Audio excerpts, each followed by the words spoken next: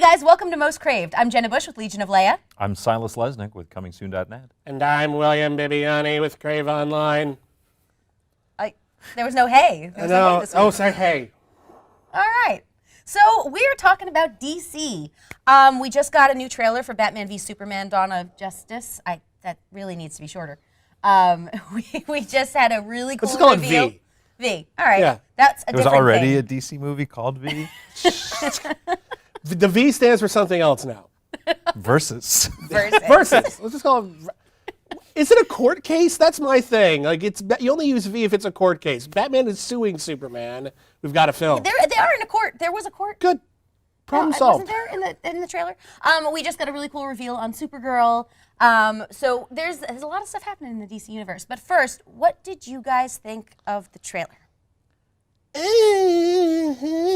have mixed feelings on the trailer. I was kind of surprised at a lot of things I thought I would like, I didn't quite like.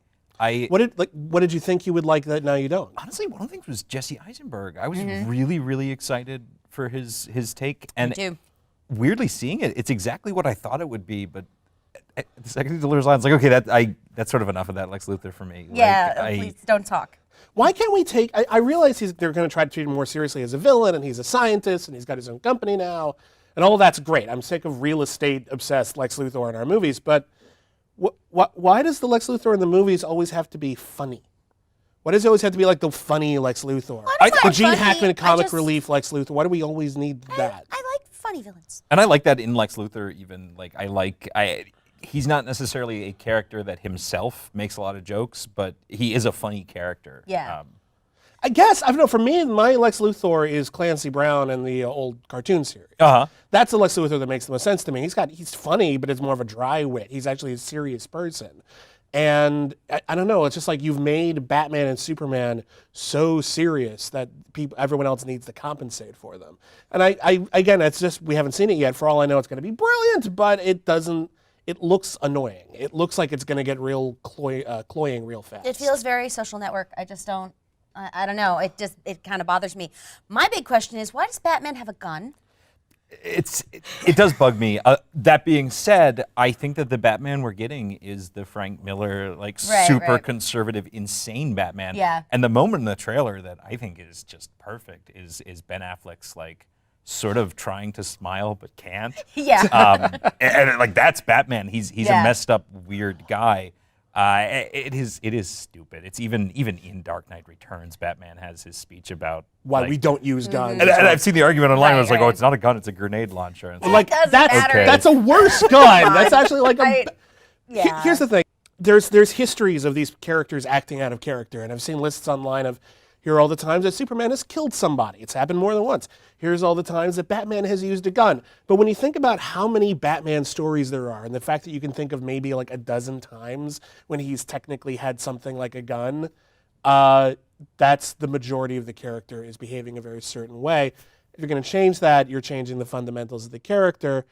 And the movies, whether we like it or not, end up sort of defining these characters for an entire generation because most people don't read the comics. They're popular comic books, but more people will see these movies than will ever read the comics on a regular basis. They might buy The Dark Knight Returns, but they're not going to read it monthly. So these things matter. These interpretations are solidified.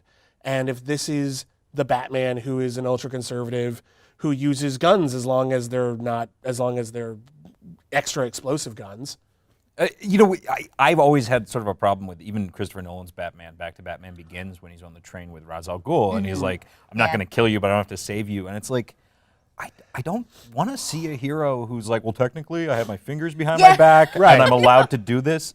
I remember a comic that, as a kid, really bugged me. It was a Superman comic where this giant, silly, goofy dog alien comes to Earth. Oh, yeah, I know what you're talking about. And it just keeps growing bigger and bigger, and Superman ends up having to kill it.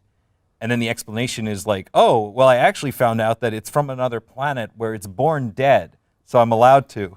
And it's like, so he got off on a technicality.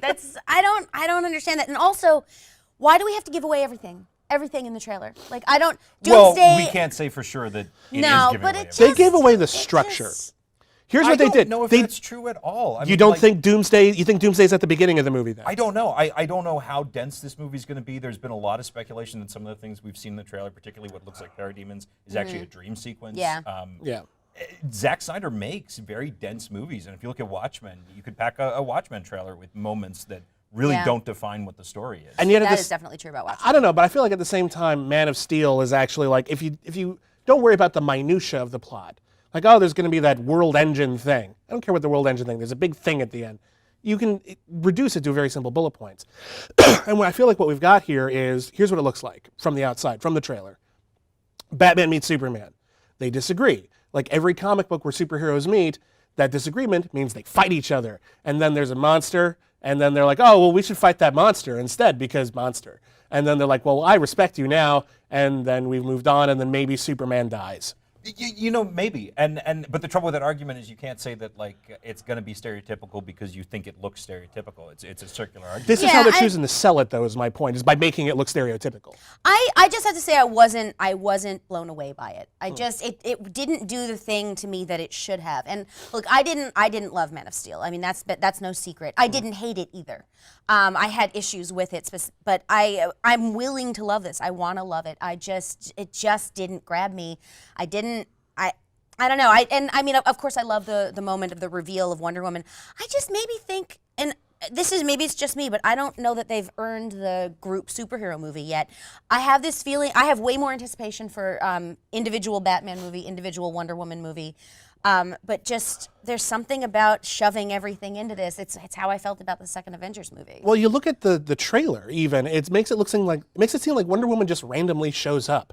Like, oh, who's that? Oh, I thought she was with you. Oh, I guess we have a Wonder Woman now. Neat. Yeah, I don't know about that dialogue, but yeah, but I mean, again, that's the trailer. Yeah. And that exactly. This is their A material. This is what they're using to say you must see this movie. And if it's not impressing us, that's not a good sign. That you can't get enough material in a trailer to really we're fan persons. Well, I know honestly, I'm painted I'm as a at skeptic point a where lot, but I'd like to see less. I feel like I'm sold on the movie. I'm excited to see everything. I'm kind of happy they went ahead and revealed Doomsday just because going through the whole Michael Shannon thing with the whole Flickers comment where it's like, oh, clearly you're Doomsday in the movie. It's nice to just admit that. yeah. It's interesting too that we're probably going to be up against a movie that probably kills Superman and then 2 months later maybe kills Captain America. right, it'll be the death of America. We're murdering all of the superheroes. But I do think when you look at like the tone of this movie again, though, they're still selling it as really dark, really serious. It's one of the reasons why Jesse Eisenberg pops out so much is that everything seems so dour and important. And then we have Supergirl, which is very light and aspirational and inspirational. There was a part in Supergirl like this week where she like lost her powers and like she broke a limb. And I'm just like, oh, how much more on the nose can you get? Tell me how I should live my life, Supergirl. And then she overcame it. And I was just like, I can get over this leg injury. And it was great. And I felt better about things as opposed to using superheroes, which a lot of the DC stories do, to sort of challenge things and say, hey, contemporary society, we can't have nice things. If we had a Superman, we would ruin it. I have to say, like, I'm much more impressed with what DC is doing on TV than what it's doing on film. I've really enjoyed all of it this year, especially Flash. I loved the reveal. I mean, it was so good. It was so good. I think I would say Supergirl's probably my favorite right now, and I think that as each new show comes out, they've compounded the things that work in the previous show, and it's interesting. It's Supergirl now. It's like we had the Harrison Wells arc in the first season of Flash, and now we have that with this reveal this week, and it's like, oh, we're only like 9 episodes in, 8 episodes in. That's really cool. I was so convinced it was Cyborg too. I mean, they named him Hank Henshaw. He had the blonde rat. Such a great misdirect. Honestly, I thought they weren't being that clever about it. I thought it was going to be a big surprise to people who don't know the comics. And then it was, and he looks great too. He looks great, he looks and really it good. also really helps explain why Superman's not around as much because he trusts Martian Manhunter. Yeah. I the noise that I made when that reveal happened, I think my neighbors may have heard me. There was some pounding on the walls, so I'm just saying. I really want to go back and rewatch the previous episodes and see if at any point he eats Oreos and I missed it. I do. I love Flash too. The thing that bugs me with Flash is, and I think Supergirl has the least. Every now and then, there's just moments that are really dumb, like just straight up stupid, contrived. Barry's dad leaving. is one of those. Just randomly decides, screw it, I'm out. I don't know where that. I'm out of prison, I'm leaving. The big problem that Flash has is the fact that the whole show is built around basically Guantanamo Bay for supervillains, and it isn't even discussed. Well, they don't do that anymore. They do. They're locking people up. They are. No, they're still in the basement? I thought they were actually giving them to Argus now. Was that the whole point of the last season? Is that they were stopping doing that and they were going to give all the supervillains to Argus because that was messed up? It's just, I mean, I still think it's messed up. I think it's something that should be discussed. Yeah. At least. Well, there's always a certain amount of contrivance. I was watching the Christmas episode of The Flash with my girlfriend, and she was just like, why is the only person who doesn't know the Flash is Flash's girlfriend? And I'm like, because the show is enormously contrived sometimes. There is no good reason why she doesn't know that he's the Flash. Really? Does he not trust her? He trusts her fine. He trusts her with his life. We even just saw Hawkgirl come in and like, no problem just introducing her to Barry Allen. I like Oliver that Barry Queen at least went like, oh, come on. Really? Every time. Every time. I am looking forward to Legends of Tomorrow, though. Yeah, I am too. They're doing a really good job, and this is something that the DC movies are rushing, pushing everyone together. On the TV series, you have time, and honestly, the first half of this season of both The Flash and Arrow are basically building up a team for Legends of Tomorrow, expanding the universe, increasing new ideas, shrinking, magic, everything, shoving them all together, and it's mostly working. Sometimes it feels a little rushed. The whole Hawk person thing was a bit much, if you ask me. Hawk person.